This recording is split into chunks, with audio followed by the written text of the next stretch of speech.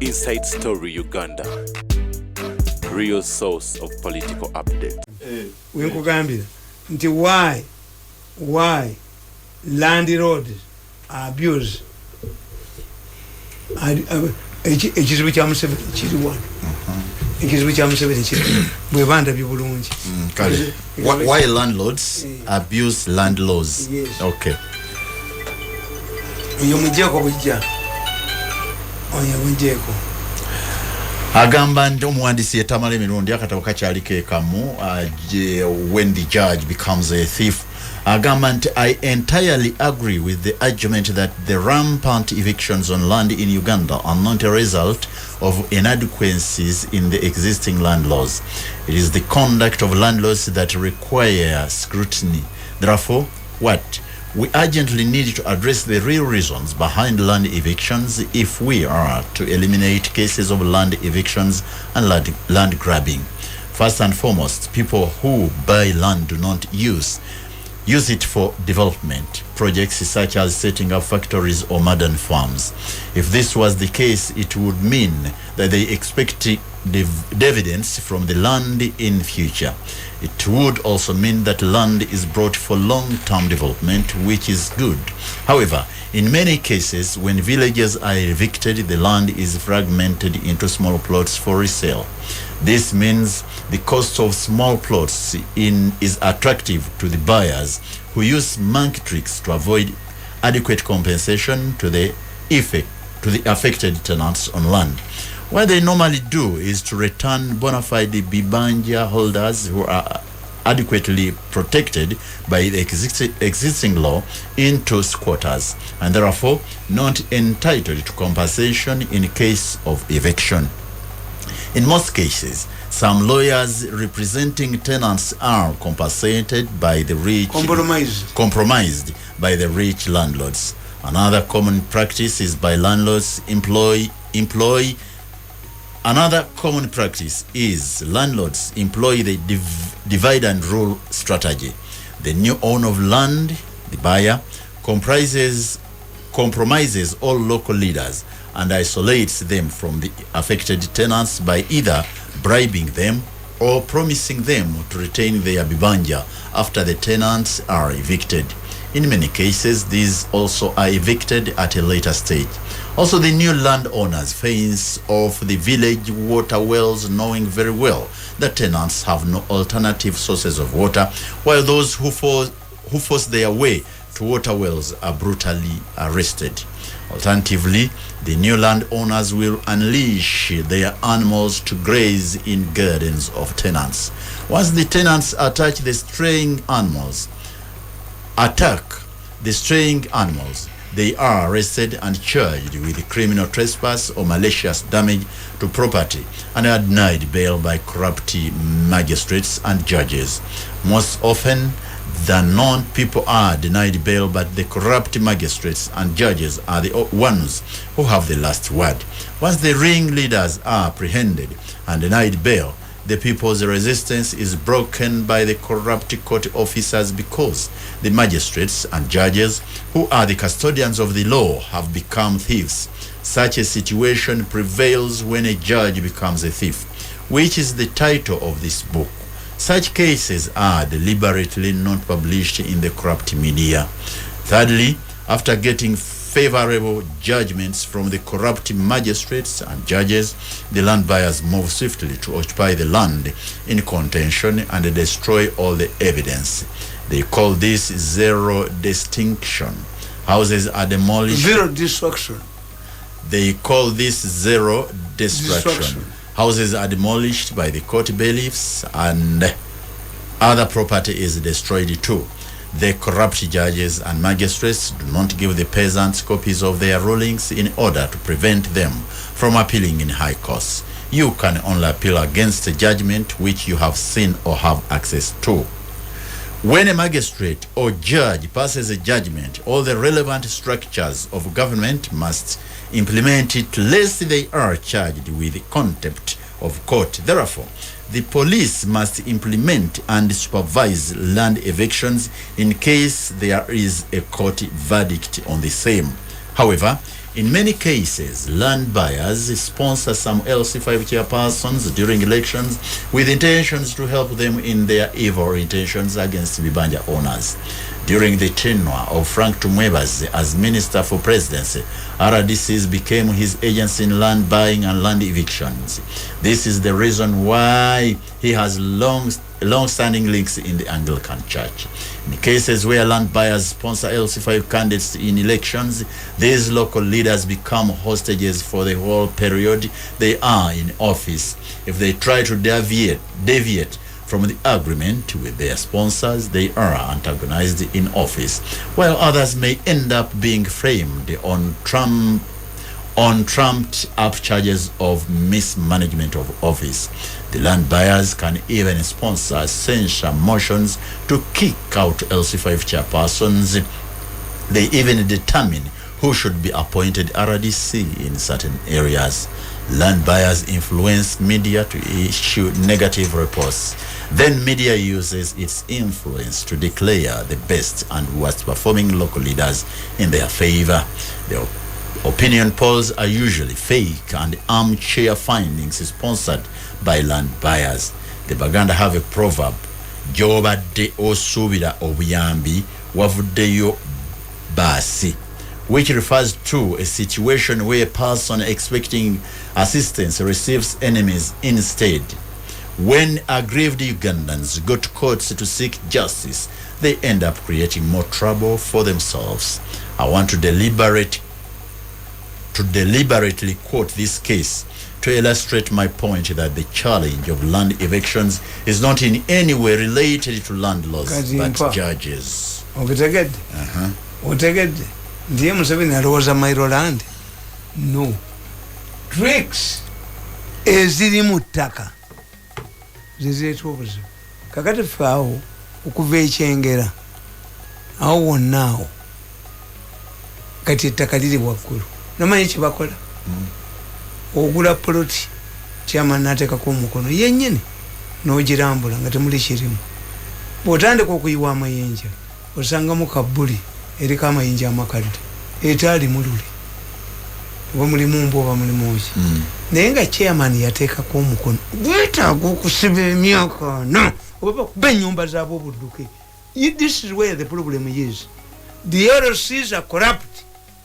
Babufunaana zivu bw'obuyola n'obutwala ku polisi yonna awo wa buvaayo okujjako ng'akasudde eddalu n'okasula eddalu ba ekintu nekikatimba ne katema mukazi waako n'abaana baako nga kabayita balala nekigenda ne kabaleka bakasiba.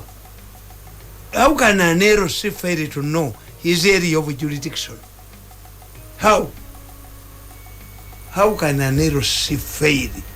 Noga nti abantu babiri bagula ploti nga wonna kataddeko omukono ne kabula akazinga omutayimbwa mu mutwe. Kabula akazinga omutayimbwa mu mutwe ne muddamu kawaabira kakolagana ne poliisi sivo kene ujja ne jambia mu kkooti kajjayo olutwe ne kadduka ku kyalo ne kaddukako mutandika obugoba ku kyalo. Okitegedde ekyo nti eyo Mairo land oba bufere. Kandi Museveni provide for busere a solution for bufere. N'osanga bamasheeke bafaaza abalokole abo bonna boolaba ne bakugamba ti omanyi bw'oba olina kyotunda jangu tukisabire kozi abaguzi b'ettaka bamuyita mudda. Ogenda wa faaza ogenda waani kati olutuukayo oba oliwo ng'otudde nga oli kontakiti yazze wamma wani mutundawo oga nti faaza kye yakukoledde pastor kye yakukoledde naye bafere naye buli omukuba mutayimbwa mu kyaki. Yes, oba okubambula engoye ne balandi buyers era tebakusasula kasaga nti sente nzirabye ozifunye naye zireete wano zisabire. You never get your money. If Museveni calls such a people be babidde mu bintu ebyo you don't even get money. Teri sente bazikubbako nebulayo zingiza nebulayo blackly vote. Kwanza I'm not insensitive. How are we going to deal with these people? People come trust religious leaders. You trust your sheikh. He's not a con man. ayimiridde nibuleyo omusajja joni n'oluwombo lwa B olw'enkabuka n'olumukuba mu maaso nga ali ku katuuti kubba bantu kakati ekyo Museveni akinako solution obufere abwendako solution is directed to Mairoland naye solutions zo nga za nkambwe anti kubule tewali kitege nga zaabu yes. zaabutuwa zaabutemu yes. This is what the Black Revolt did in England myaka emeka ejo gyoyagala naffe yes byebakola bye tubatuddamu mu kyasa kyabiri kubanga temuyina bufere pastor jagana era bwe bajja ewange ebyuma byange mbateerako nimba wa conversation nti owulira ono bwayogera noono ono pastor akolagana nono ne sheeke era bapangisa amayumba malungi nnyo ne baba ne beagents baabwe people who have lost houses. There is a headmistress. He knew Museveni. He knows Museveni. Yamukyaleko ne kusomero. Lost his house. Namubuza, why did you lose this house? Tumutya nnyo. Mujeri futatu asule ku Pastor Dalu. Azineka lipusonga alibwerere mu church. Bamusange wele futatu gwomu manyi. Nte bojja okuloga nzikiriza. Nedda bojja okuloga naye batyo baloga. Ne bintu abwanya bitire nedda bw'oba yagala pastor oba seeke ajjemu ate seeka ye mukomole ajjemu ejjubba mu muzikiti azine kalipusonga yawo ng'ali bwazine kalipuso yebambe erufu tatu akikola ku 10 bamusangewa tubamalewo saagala byakuntabanya naye gwe jangu ng'ozze kuloga 10 omulagirire nkutwale pastor azine kalipuso azine kalipuso ng'ali bwerere egandula alijjemu azine kalipuso tuwona ababbi naye muleme kuntawanya tawanya era mpozi n'omulala kubwala disi gwensanyukidde nsereko mutumba abadde mu UPM n'abeera ku mugundi nze nseko mutumba nali nkola n'abayegeranga mumanyi nti akolagana n'abayegeranga ali nateeti ne Rufulei bagitwala bamusasa anti babakugamba nti bakujjukidde baba balina omulimu gwe baagala kukozesa bwebalabanga bazze baba balina omulimu gwe baagala okukozesa bakanyuka enkya ne bakujjayo nze tebajja kunkomyawo bankuba bubi nnyo mu mawulire nennyabo ne bamukuba amaguzi sina kyenafuna musibatakomyawo ogambye oyina inkamu yo I regret the day I joined this government. I cry at night. I killed my political career. Bannange bonna bali mu parliament nalowooza ntambula n'abantu naye kati kigaana okugenda mu parliament kuki tosobola kwesimbawo emyaka gyange 14 gye namala mu State House Westage I regret Westage oweza 66 singa olunaku Museveni lwampite lwakitula nafuna accident nesigenda ati wandifudde bali mpanise mu ddwaliro this is when I messed up. I started a journey to mess up my political career. Ninsonga omukomu jozi nina kukkiriza nteeke mwanda we yaze alioka nteeke mwanda we yaze alioka akkirize mpeeyo teepu zange na biki agoba asuule kasasiro omukogwe nasanga atayogerwako atayogerwako nina kubonaabona naye political career gyokabira okujawo nga byakwesimbawo byogamba naye nze ndaba era oli mu politics. What do I have? Sigamba nti what do you have? Yes. Naye nze ngamba nti era you a political commentator. In 8 years what has the government done? Mbalinda nti waffe balireetayo gundi kati gwe byokola tobi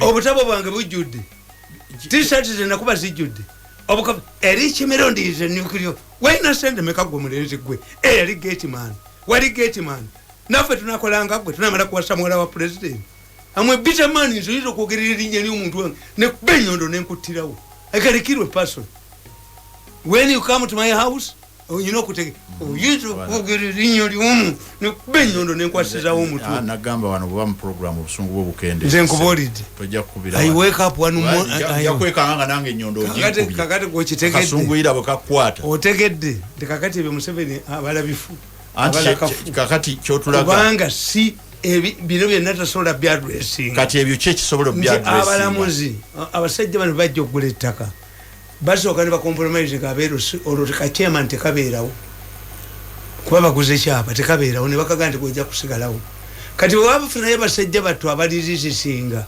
beerwaneko poliisi nebakwata nebabatwalibwa local magistrate tabawa beyiro nebaga kakati mukirabye naye nga y'omulamuzi oyo yakola ebyo tafiirwako waabwe talina mbaga gyakola omwana we gyemuyinza kulinnyamu nadduka bamukuziika nemumutusa emisinde nga z'okuziika kitaawe. Kati solution y'ebyo bwebanga Museveni byayogera tebirimu ddagala ly'ebyo.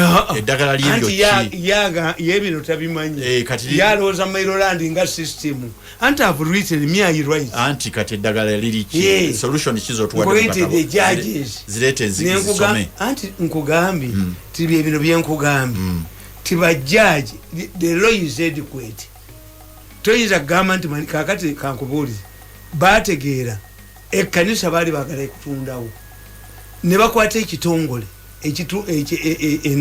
enakasero ku Anglican Church eri ekitongole ekiringa Buganda Land Board kati ekitongole ekyo kyekyatunda ekkanisa omulamuzi n'abaga nti batanga ekkanisa nti mujagala they were represented by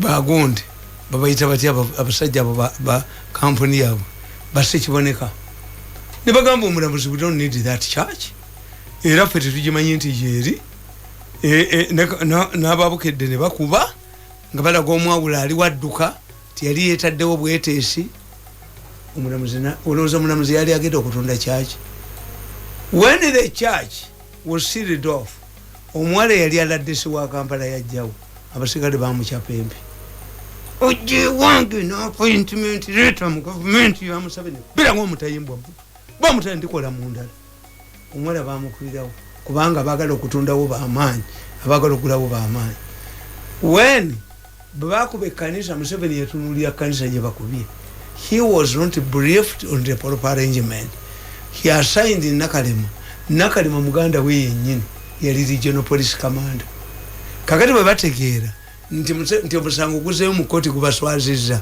what happened Nakalema yakwata court by relief bamwita Kirundo namuteekako mumada ali mu kkomero vannafe kubanga ajja kujalumirize to embarrass the Anglican Church ti who directed you to demolish the church to the judge because a court by relief is an official a court official kali Museveni yiche baamukola bazzamu omusango tegwogerwako uyo omusajja sirabanga musajja oyo naye antya uyo omusajja eyagulawo yagamba batwalewo olwampaka sijja kukkiriza ejogoli abasajja bano ejogoli abo libajoga abantu libeeko weriko uyo omusajja bamukwata ne bamusiba ne bamutwala ekitali the man convened a meeting for the parties the church people n'abagamba mmwe maze okutegeera ekkanisa etuliddemu olukwe kanisa bagenda jjo kubatugigule ne bagaana kuba bali balina kye baagala okukolawo kati ye Museveni was direct Museveni ye lukuta at one aspect can you never demolish a church yes n'amasomero bagakola ebisaawe babitunda why because kasita oli ayagala okugula ettaka ng'ekisaawe ayagala kigula Museveni gave a directive ndaba abaana abatambuza ebigere mu Kampala ekitegeeza abaana b'abaavu Ministry of Education n'ebizimbe ebyongereko obeera otya n'essomero watali baana bwe bazanyira how can you have a school nga twali UPE twagitanga PE physical education bwe bazanyira olwo ne bavaayo n'obujinga bwabwe n'obusirusiru n'obugwagwa bwabwe Mr. Mirundi where do you find the schools in the city Mr. Mirundi where do you find the markets in the city Mr. Mirundi where do you find the taxi parks in the city waliwo akasojja kalimu obuzaaba kawandiika ebyobusiru this is kiwandiiko ekyo tikiringa oba kyali akyo oba kirya mpafu okirabira ddala obusiru bwekyo bwennyini mu feesi kakati gwe kankubuuza tuyimiremu katono nnyo mala obubaka buno taxi park abagigula bagigulawa abagulawa bavudde ewakiwenuka baddukira wa Nabbanja to make it political tebagulanga ku taxi park bagigulawa nti okimanyi nti kati abasajja abo ayinza okusanga nga polotiyo weeri najja nakifuba nagiwamu amayinja n'omusenyu nogenda ku polisi tayibire kubanga muteeka agagamba kiteerize tayi kooti lweruningani asinzaako vali tayimirira sebo nedda kumuyingiza tuleera oba kumusuula ddalu n'atema abaana be so there are many ways when we look at issues and we don't look at these issues, the presidency is diverted to Mairoland. Neriri nyinyi eryennambole eryennamamba tiririyo balituddeko lyalina okuba gundi firi, which means we must look at this issue. Si Mairoland ne bwe munagikyusa stocks bwe ziba ziwunya ng'ebigere byo byebiwunya ne bw'ozikyusa, you remove the Kayihura when people were dying. Are they not dying?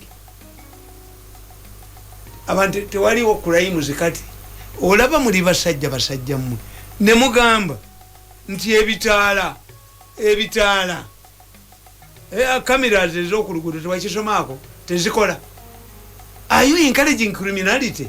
Tebikola tibina gye byava tebiriko garanti, tetumanyi yabisaplayinga, talina garanti nti alisigala nedda.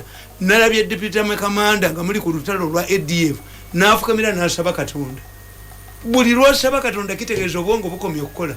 God gave you the brain to solve earthly matters. How can you refer to God? Fa Abaganda tukuga nti oyo asigadde ku bwa Katonda. Ame commander, deputy ame commander. Okay. N'afukamira kuba ayagala okulaga nti mulokole nnyo. N'afukamira kite n'abagendo kati n'ADF yameze kati tukula mundu nedda sewo deputy makana akulembere bannaddiini balombeddwa aba ADF bafe. Nga tumaliza Kasali Jafali agambye mwami Banda ne Tamale Baganda bafa aba Northern inze sikanya nabo kubanga ba MPs balonda bayita mu kalulu si president nga bwalonda ba RDC nolwekyo bayina kuperereza ba MP balala kulonda muntu waabwe so si kutisa atera Uganda teringa nsi ezitabanguse nga South Sudan Somalia n'endala nti bwogoba owa tribe endala eggwanga litabanguka. Riek Machar ne Salva Kiir nga bwe kyali nolwekyo parliament kukakasa bano kakasa banno bakulonde. This is what brought the downfall of Obati. When Oito Joko died, the Acholis insisted that they should get that slot. Obati gave it to Simisa Bonachaka and Erangi. This is what collapsed. Why do they have this feeling of ownership?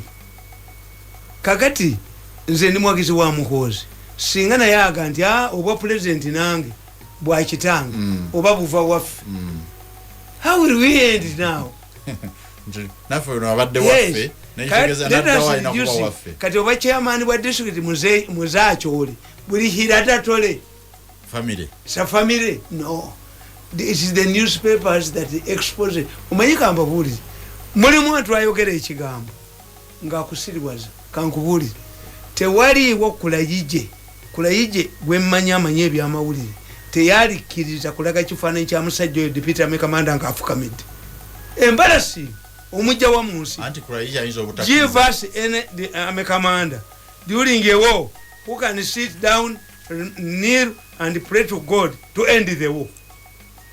Ayakana kuna kwa mko simanyi mulokole nnyo yazimba bano nebo nefuula omulokole NRM eringa Katonda nagizimbidde omuzikiti afa alla bumuzimbira omuzikiti akutta nakuzimbidde nawe kanisa afa anosanga nganza ine sabuli yange nemba mama fina ne yeyagala ye NRM contributing to it pretending that on Gondi angina osanga nawe Lieutenant Kana angina Lieutenant Jena angina talemedwa wonna teyali mulokole nnyo ngasoma n'ebitundu obayingira boba olagira konti oli mulokole nnyo boba lokole nnyo abo balokole nnyo oyinza okubanga naawe alina essaba akulekawo nannyini ssaba